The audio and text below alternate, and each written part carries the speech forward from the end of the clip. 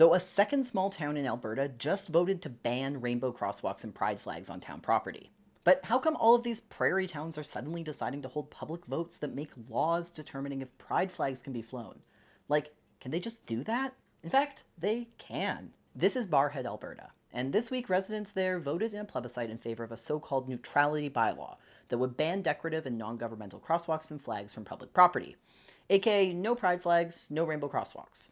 And Barrhead follows Westlock, Alberta, which made national headlines when its residents voted in a similar bylaw almost a year ago. And there's likely going to be even more towns in Alberta trying this, thanks to a set of laws introduced by former Premier Kenney's government back in 2022 that allow for these votes to even happen in the first place. So in 2022, Kenney's UCP government introduced a pair of supposed democratic reform laws around citizens' initiatives, which allow registered voters to petition either the provincial legislature or their municipal councils for new laws or bylaws.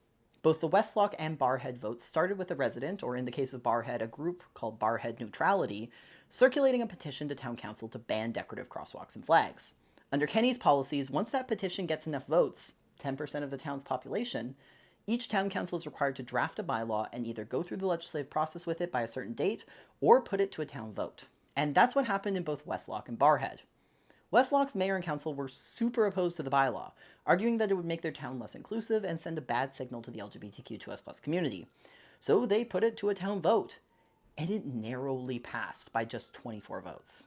In Barrhead, the petition came in opposition to an inclusive crosswalk policy passed by town council back in May.